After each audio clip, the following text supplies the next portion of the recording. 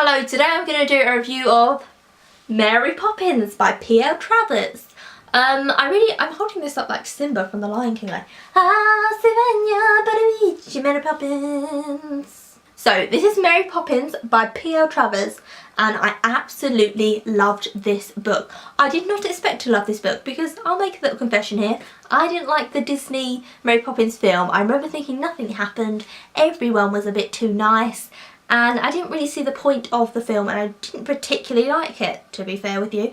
The best way to describe this is charming, unconventional children's fiction, because you sort of read it and you think, oh, this is a bit dark for a child, but it's beautiful and it's charming at the same time. I've written down my favourite scenes. My favourite scene is the gingerbread woman. There's this woman, very skinny lady, and she snaps off her fingers and gives them to the children to eat. They're like peppermint snaps or whatever. But she has two daughters who are described as being very tall and very fat, and she is so freaking rude to these two girls. It's unbelievable. And as a child, like, I don't know what you'd think, but she's like to one of them, get them some gingerbread. And it says the girl is shaking in fear, crying because her mum is so abusive to her. She's crying and getting the gingerbread and like getting it over to her. It's so surreal to read that in a children's book, because it feels like that would never be written in a children's book now. There's a bit where they went to the zoo and humans were in the cage and animals were on the outside, and I really loved that bit. It was saying like, how would you like it as a human if you were in a cage? And I hate zoos, so I really liked that bit.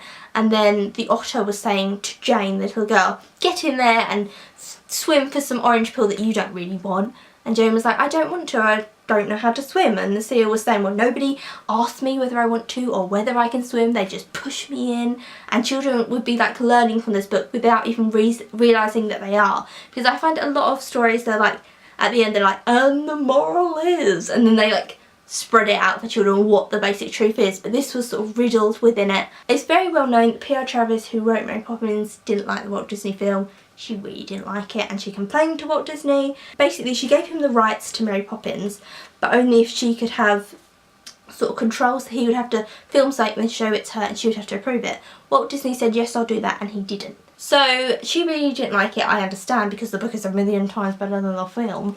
I absolutely love it. I definitely give this to a child to read. And Mary Poppins is quite abusive anyway. She tells them to shut up.